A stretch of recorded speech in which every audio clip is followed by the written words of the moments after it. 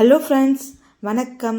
இன்றைக்கி நம்ம என்ன செய்ய போகிறோம்னு பார்த்தீங்கன்னா, கிராமத்து ஸ்டைலில் எப்படி எண்ணெய் கத்திரிக்காய் குழம்பு செய்யலான்னு சொல்லி பார்க்கலாம் வாங்க. அதுக்காக 1/2 kg அளவுக்கு கத்திரிக்காய் எடுத்துக்கோங்க. கத்திரிக்காய் எடுத்து இடையில கட் பண்ணிட்டுக்கோங்க. 6 கீரல் போட்டுக்கோங்க. நான் அரை மூடி தேங்காய் எடுத்து அரைச்சி வச்சுருக்கேன். தக்காளி 4 தக்காளியும் அரைச்சி வச்சுருக்கேன். வெங்காயம் 3 வெங்காயம் விழுது பேஸ்ட்டு அரைச்சி வச்சுருக்கேன். இப்போ பார்த்தீங்கன்னா ஒரு கடாய் எடுத்துக்கோங்க. கடாய்க்குள்ளே நல்லா தாராளமாக எண்ணெய் விட்டுக்கோங்க. எண்ணெய் சூடானதுமே நம்ம கட் பண்ணி வச்சுருக்க கத்திரிக்காயும் போட்டுக்கோங்க.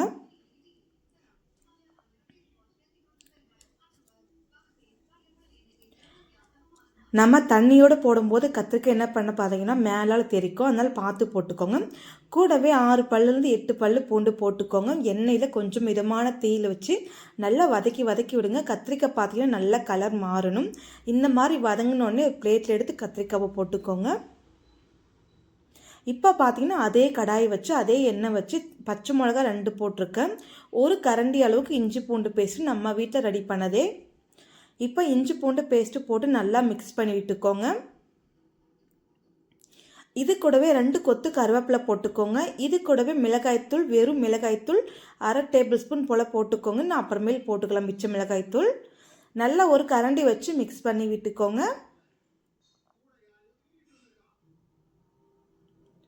இப்போ பார்த்தீங்கன்னா நம்ம அரைச்சி வச்ச வெங்காயத்தையும் போட்டுக்கோங்க. இப்போ மிக்ஸ் பண்ணி விட்டுக்கோங்க நல்லா.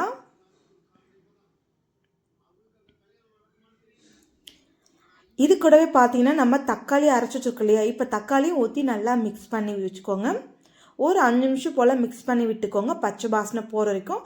அதுக்கப்புறம் பார்த்தீங்கன்னா chicken masala 1/4 tablespoon, mutton masala 1/4 tablespoon, garam masala 1/4 tablespoon, அதுக்கப்புறம் பார்த்தீங்கன்னா மல்லித்தூள் 1/4 டேபிள் ஸ்பூன் போல் நல்லா போட்டு மிக்ஸ் பண்ணிக்கோங்க. இது கூடவே உப்பு எவ்வளோ தேவையோ அந்தளவுக்கு மட்டும் உப்பு சேர்த்துக்கோங்க. இப்போ நல்லா மிக்ஸ் பண்ணி விட்டுக்கோங்க. எண்ணெய் கத்திரிக்காய் குழம்புக்கு பார்த்தீங்கன்னா எண்ணெய் தாராளமாக விட்டுக்கணும். இப்போ நல்லா கொதிச்சாச்சு. இதுக்கப்புறம் பார்த்தீங்கன்னா நம்ம அரைச்சி வச்ச தேங்காய் விழுதி சேர்த்துக்கோங்க. நல்லா தேங்காய் விழுதை சேர்த்துட்டு நல்லா மிக்ஸ் பண்ணி விட்டுக்கோங்க. இது கூடவே நம்ம கத்திரிக்காவை சேர்த்துக்கலாம். இப்போ இது கூடவே நம்ம எவ்வளோ தண்ணி தேவையோ அந்தளவுக்கு மட்டும் தண்ணி சேர்த்துக்கலாம். இது கூடவே நான் குழம்பு மிளகாய்த்தூளும் தனி மிளகாய்த்தூள் 2 மிக்ஸ் பண்ணி 1 டேபிள் ஸ்பூன் போல் போட்டிருக்கேன். இப்போ ஒரு கரண்டி வச்சு நல்லா மிக்ஸ் பண்ணி விட்டுக்கோங்க.